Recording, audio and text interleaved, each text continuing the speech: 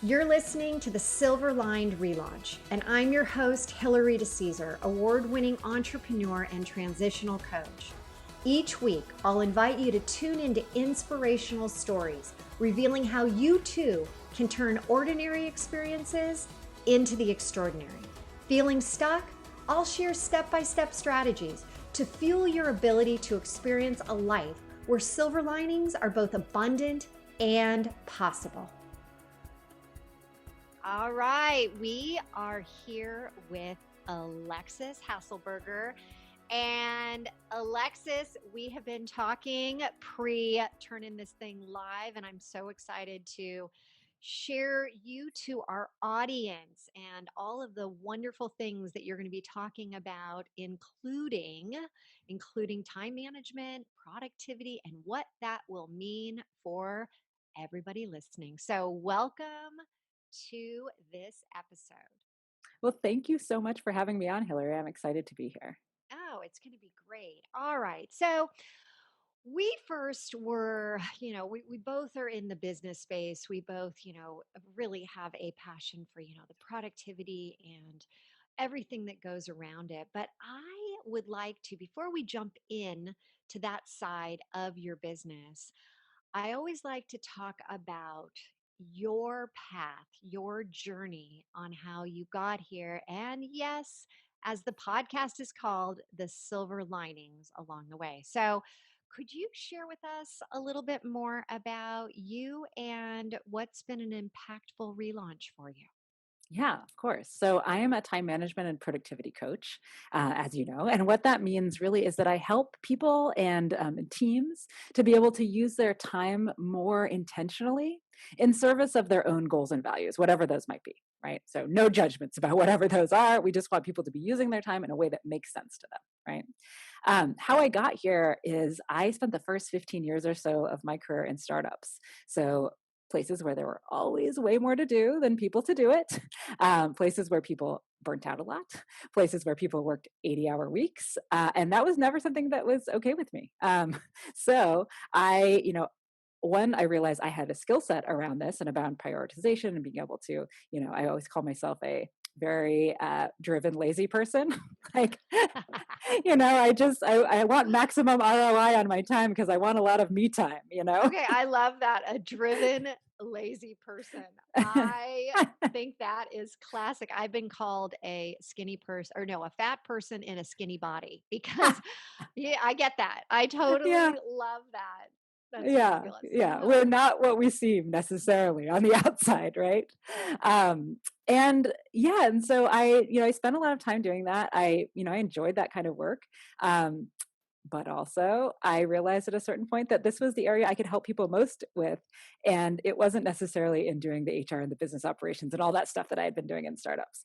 But back to your question about silver linings. So, I'll share a story that happened to me, which was really, looking back on it now, it was just a point in my life, right? But at the time, it was pretty devastating. And this is that when that recession back in 2009, I was on maternity leave with my first child. I was the HR person at the company where I worked, and I got laid off on maternity leave, like mid Okay, maternity for leave. most of us, we'd say, okay, is that even possible? Right? I mean, Oh, come on, you're in HR yeah, yeah, and yeah. and this happens to Yeah. you. And like that's the thing. People are like, is that even legal? And like It's because I'm in HR, I'm like, yeah, it's legal as long as they don't lay you off because you're on maternity leave, right? like and so to give that credit, like there were lots of layoffs happening, right? It was like yeah, it was that's not right. a good situation, Yeah, right? it was a Um bad time. it was a bad time. There were lots of things happening. It wasn't about me. It was about their lack of need for that right now. And I know from experience too. I did a lot of consulting with a lot of startups. Most people don't even hire an HR person until they've got 100 people. And I was Mm, at a company who had like 20. mm. But needless to say, I was now with a newborn, had just bought a house, middle of the recession, trying to find a job. And so that was not a fun situation, right? Like it was a time where, Mm. just sending out resumes, and like I was like far into my career. I was very qualified, not getting callbacks around things. super hard, right? Oh, Um, no, and then you have yeah. a small child, and you're trying to, put everything together, and things are just not working out. Oh, yeah. No, I mean, I went to job interviews with a baby in a baby carrier. Like, like I remember doing a phone interview with the person who actually ended up hiring me, where I just had to put my baby down in like a pack and play the other side of the room. I mean, the other side of the house. He Mm, was screaming the entire time I was on this phone interview. And I was like, I just have to go as far away and realize that like he's not going to die if he mm. cries. Like, it's going to be fine. Well, and what's funny about this is that today this happens every single day, multiple Right. times because we're all working from home. But in 2009, Yeah. that wasn't happening. No, it really wasn't happening, right? And so, yeah, it was, it's so interesting because it's like where the silver lining is that I would not, if I had not been in that situation, I never would have met the person who ended up hiring me, and a person who I stayed. Was at this company for like 8 years, and then he brought me on to the next company. And then when I started my business, it really was because I had had such amazing autonomy working for this CEO that I realized that I couldn't work for someone else again.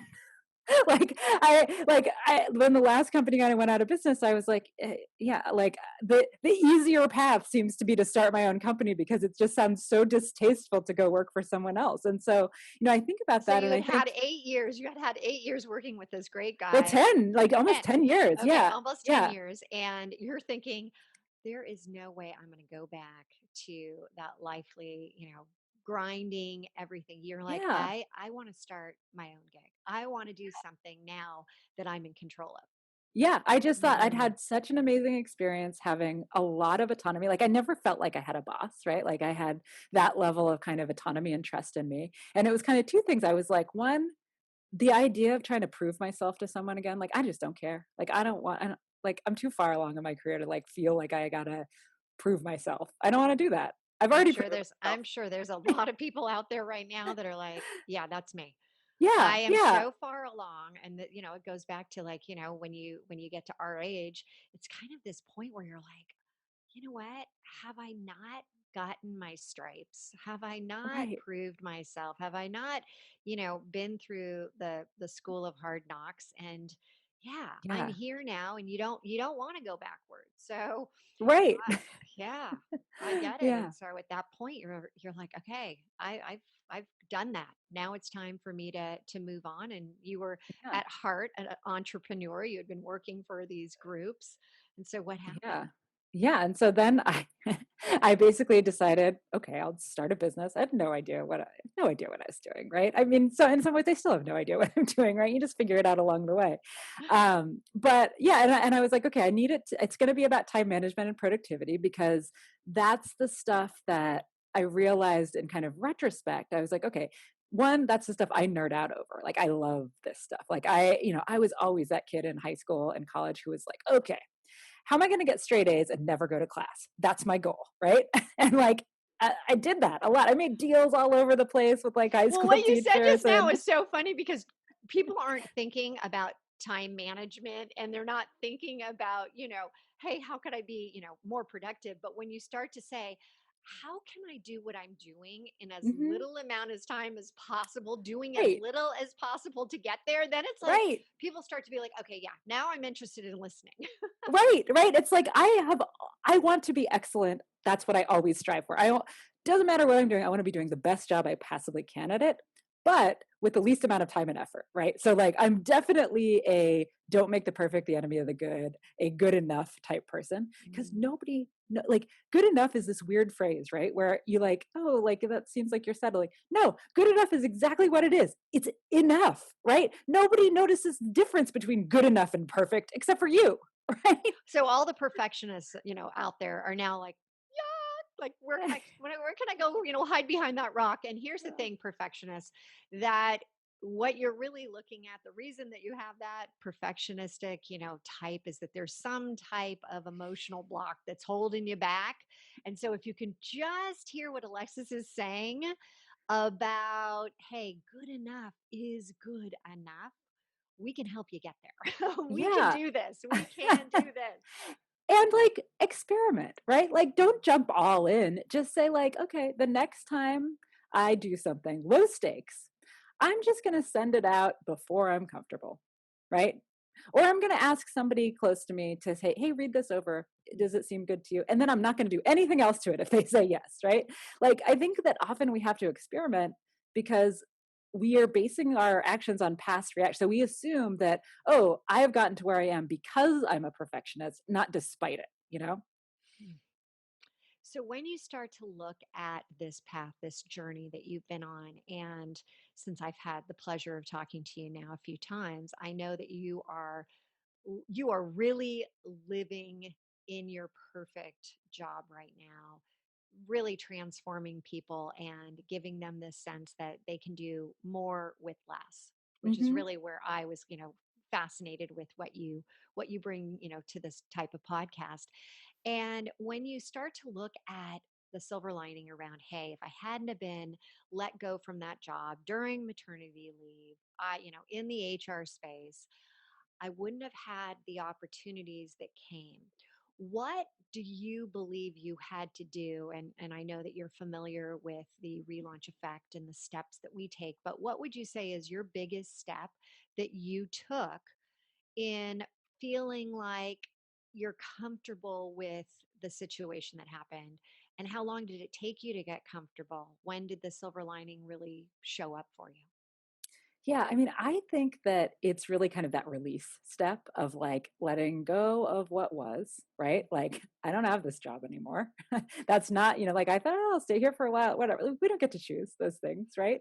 And so it's just kind of like for me, I'm always a realist, or I try to be. And so it's like it doesn't, I'm always talking about this with tasks too. It's like I don't believe in overdo things because, like, you know what? We can't go back into the past and do it. We got to do it in the future at some point. And so it's kind of releasing what was, and also kind of releasing what I thought I should do, because I don't think I shared this with you, but how I met this person and got this job is kind of an interesting story. Oh, do So tell. This is yeah. the type of stuff I like to hear.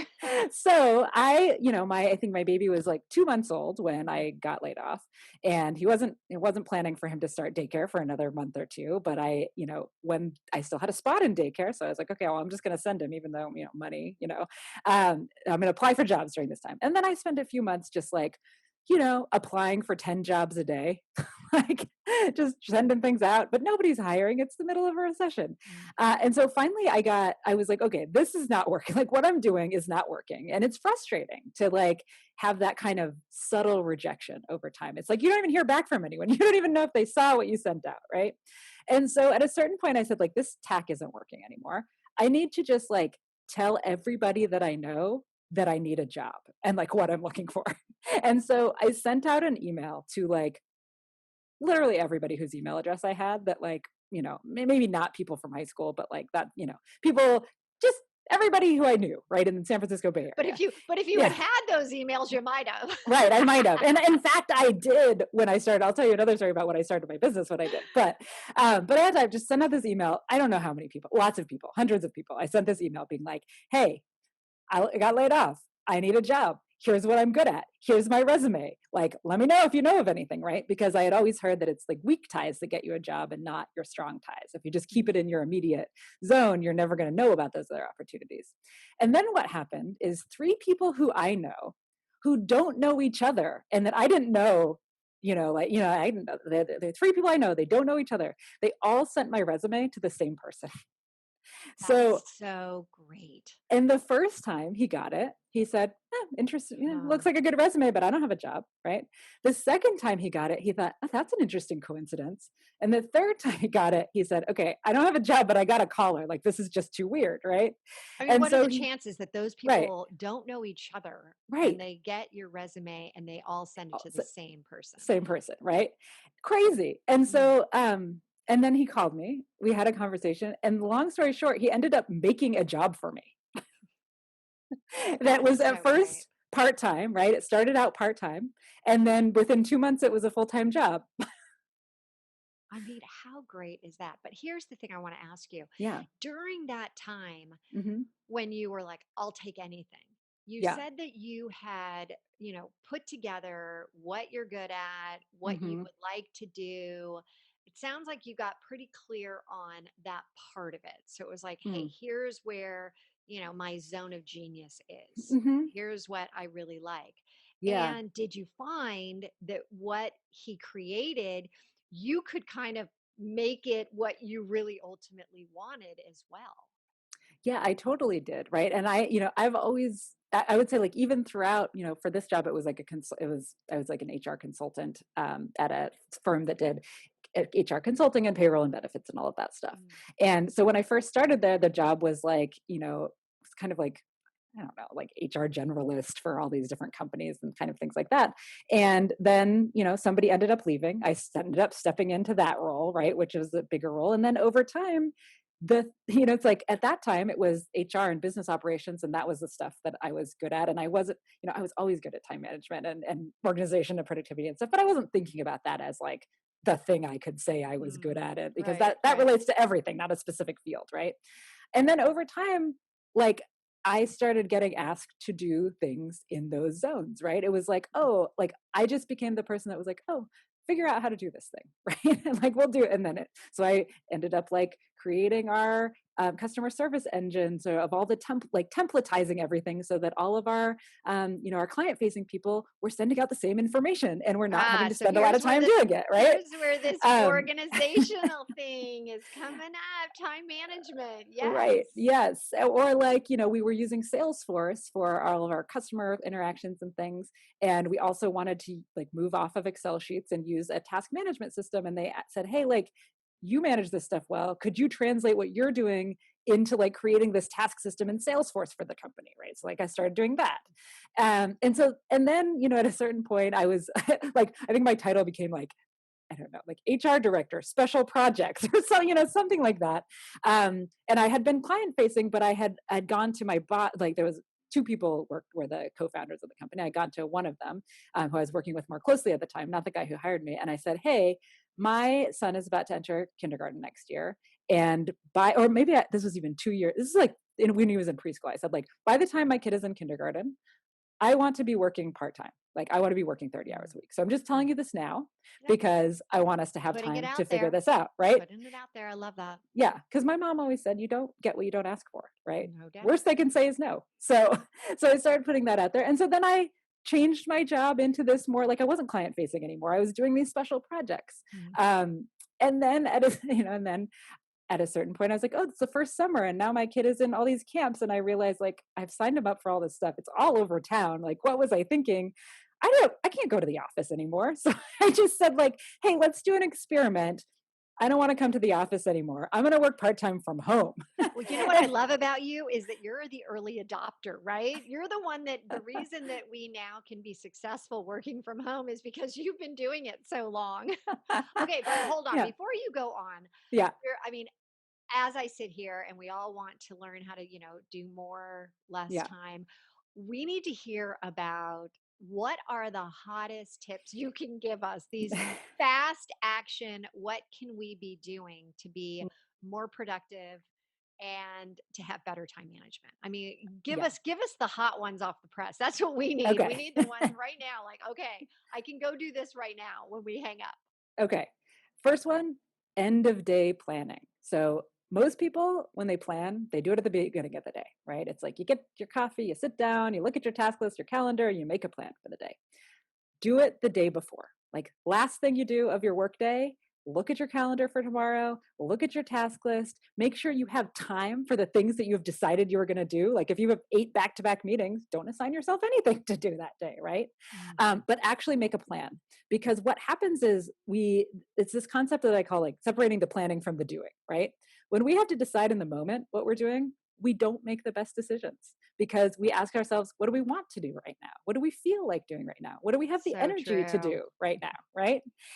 When we separate that, we get two things. One, we're actually able to disconnect from work at the end of the day because we've kind of put it all in a box Mm. and made a plan. And now we don't have to think about it while we're at the dinner table or trying to fall asleep.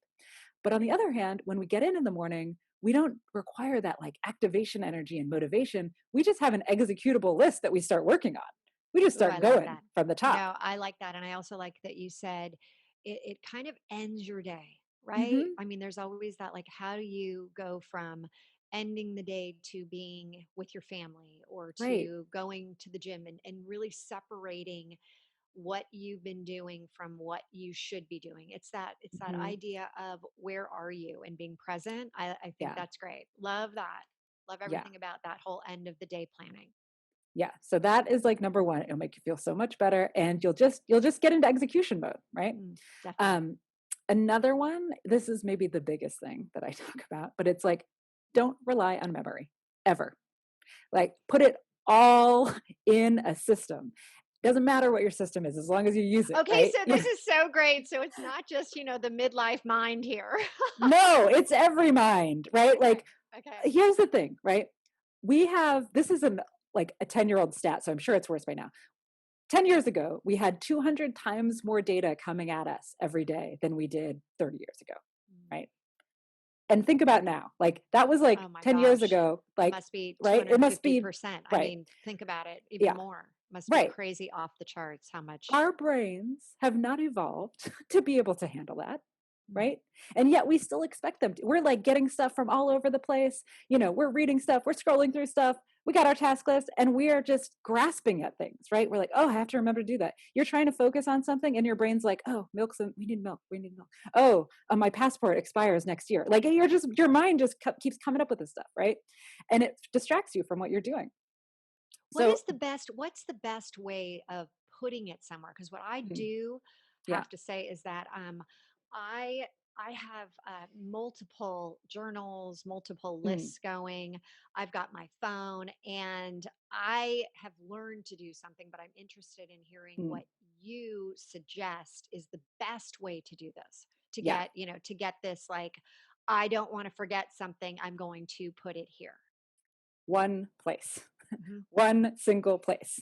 So I think, this is actually like a lot of the work that I do is around how do we create like a single trusted system for all of our tasks, our to-dos, our open questions, all of this stuff. Yep. Because what happens is when we have post-it notes on our desks and a journal over here and a task list somewhere and you've got like Asana on your phone from 3 years ago that you didn't really use, but now it's just a list of like all the stuff you didn't do 3 years ago, and you've got a document on your computer. When you have stuff in and your email, that's another to-do list, right? When you've got things at all these different places, it's actually almost impossible for our brain to prioritize because we do things linearly. Like, Mhm. multitasking is a total myth. Like, our brains can't do it. It's just context switching really, really fast, which is less accurate and less efficient. We have to do things one at a time. And so when you force everything into one place, you're forced to actually prioritize things linearly.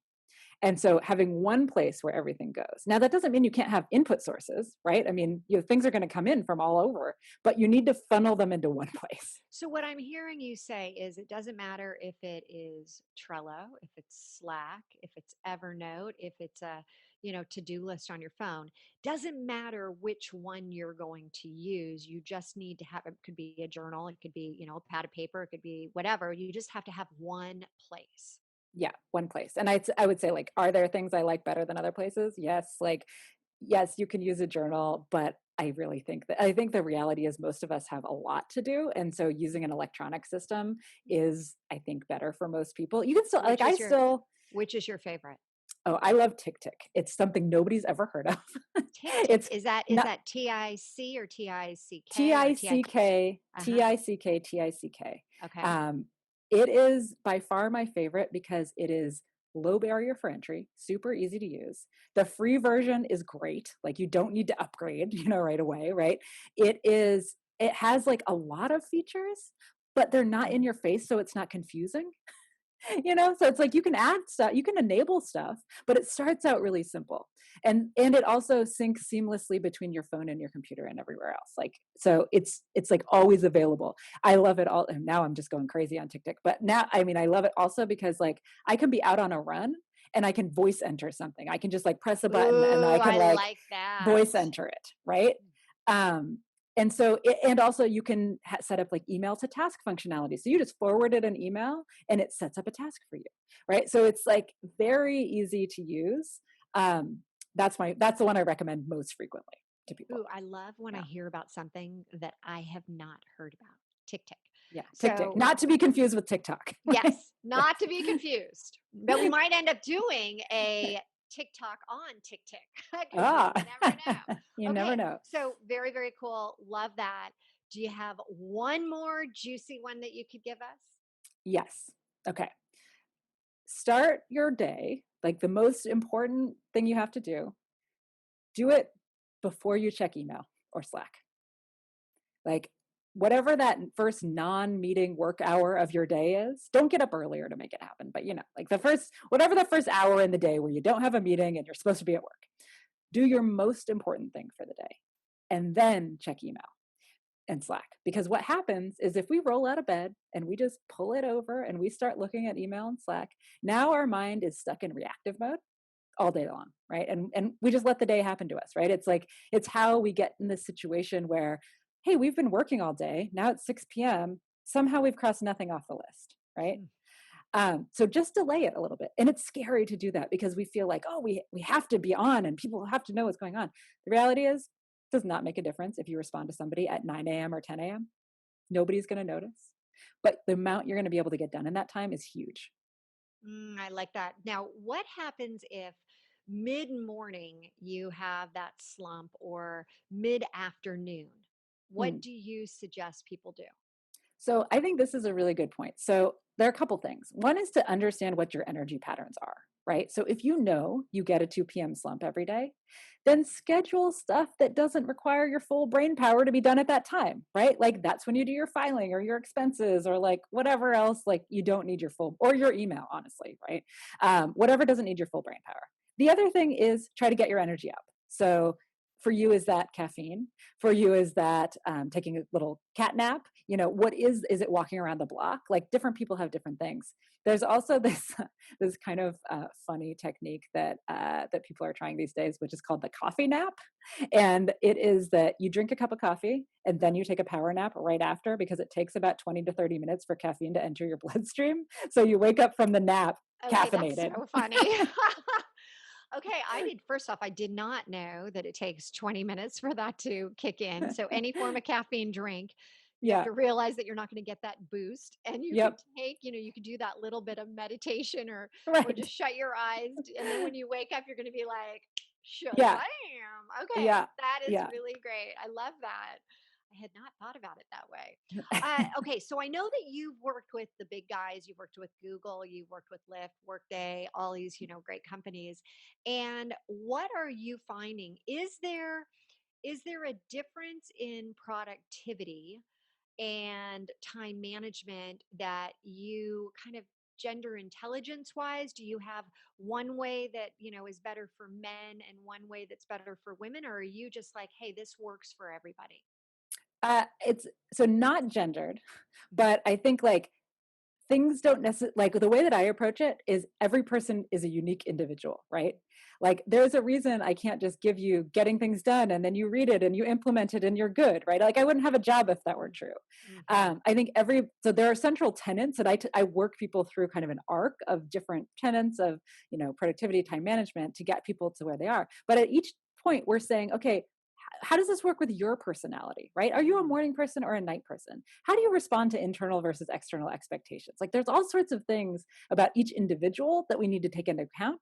And then there's things about each person's circumstances that we need to take into account. Like if you're a manager, you're going to have a lot more meetings on your calendar than an independent contributor. What does that look like? What power do you have to move those meetings around, et cetera? And so I think like, no, I wouldn't say it's like a gendered thing.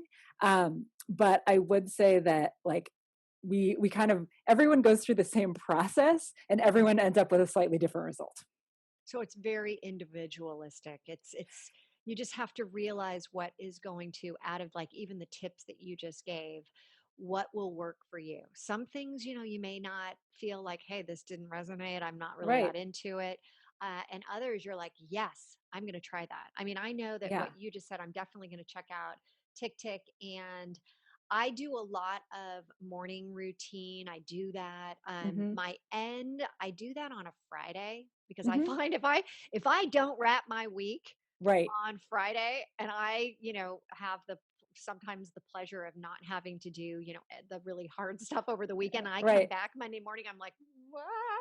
So Right. I either have to do it Friday where I just do a little wrap Hmm. up for the week, or I have to do it Sunday because I cannot come into Monday morning without having at least got my head wrapped around it. Or I waste, as you said, you end up like, just blowing your morning because you're just Hmm. on reactive mode. So I love Yeah. all that. Okay. So one of the things that we do at the end of our show is, and by the way, those tips were awesome. Love them. Love, love. We're going to put those into the treasure chest and share those with others.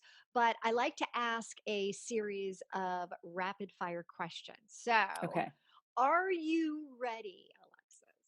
I'm ready. Okay. All right. One, Zoom calls dressed head to toe or waist Oh, waist up. I'm wearing leggings right now. up? So funny. I've got like this cute shirt on, and the bottom half is not so great. And I've got Yep. my fuzzy slippers on. Okay. Number two, how often do you wash your hair? Every time I go for a run, which is usually 3 or 4 times a week. Other than that, nope. Okay. So it's exercise based. Yeah, it's exercise Yep. based. Yeah. That's me. Okay. Number three, favorite podcast besides ours, of course. Okay, I'm gonna have two of them. I can't decide. Uh-huh. First is NPR's Up First. Hmm. It's there's just 10 minutes of news at the beginning of the day, and I don't get any other news, and like that just sets me straight. The other one is How I Built This, which is about company building and interviews with lots of interesting founders about their story from the very beginnings up to the top. Okay, and of course, you would have a 10-minute, here's all the news in one day as your as what you're going to do because you're, time management. Okay, number 4, I love this beauty product and the name of the beauty I don't use beauty products. I don't own makeup. Like, I don't even have an product. answer to that question. I don't have Okay. any beauty products. Okay, so favorite shampoo. I just buy what's ever at Costco that smells okay to me. I Okay. have no Hey, beauty routine. hey, again, you are time management. You are the time management guy. Why would we want to put all that makeup and all that stuff that's, just taking us away from what we could be doing? Okay, backyard barbecue or a schwanky cocktail party? Oh, backyard barbecue, but swanky dinner. Like, I'll take Ooh, the swanky dinner too. yeah. Like, I like a tasting menu, I will say. Ooh. Okay, and do we add a little makeup when we go out at night, or is that I, like we're I just don't clean own and free? makeup. I literally Well, I don't own had to I makeup. had to ask because I'm like, I'm kind of fascinated with this. And you know what? No. Absolutely. I have this thing as part of relaunch, we have something called the Get Real Project. Project Yeah. Get Real. Project Get Real. And it's literally where you strip away everything, no makeup. You go, for the week, you just now these days barely, none of us are wearing any makeup, right? But we're Yeah. talking in the day where, could you really do that? How would you feel? And I love that you're like, hey, don't even do it. Okay. Uh, Go to poolside drink. Oh, margarita. Ooh, love margaritas. Is it over ice or crushed? It's either or, but no salt. Ah, okay. I'm kind of like, as I'm getting older, I'm kind of liking the salt. Uh-oh. Okay. And then last, number seven, because I'm all about the relaunch effect and there are 7 steps. Number 7 is, what does a powerhouse of possibility mean to you? So to me, that just means that we don't have to have everything set out. Like, I don't believe in 5-year plans or 10-year plans because I don't think we're ever going to know what are we going to want then? We don't know. Right. And what we think we want now might not be that. And so I think powerhouse of possibilities just means that we leave ourselves open to being able to decide later what comes and to be able to see opportunities that might arise. If we had Yeah. otherwise planned things out, we might not even see what's there. Oh, I like that. Okay. And what are you working on right now? How can people find out more about you? Yeah, I am working on, well, I have a couple of online courses and I have a new one that I'm working on for working parents specifically. But people can find me at alexishaselberger.com, which I'm sure you'll put in the show notes because no one's going to be able to spell it. I got And you. I got yes, you yes, covered.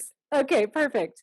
And people can download there. I have a couple of freebies that I think I gave you as with links to as well. I have a working parents guide, like a survival guide for what's going on right now, and a distraction action plan to help you kind of take out those distractions. And then I'm also on Facebook at Do More Stress Less, and on Instagram at do.more.stress.less. Awesome. Well, Alexis, thank you so much for being here. Thank you for those incredible time management productivity tips. I personally am going to start doing them right away. And we will put the information in the show notes. We will have that available. Thank you for giving us those giveaways. And I am just excited that, you know what, we are going to become more productive faster and not have to do as much work. Hey, that is money right there. So thank you again so much for being on our show. Yeah, thank you so much. It was really fun to chat with you.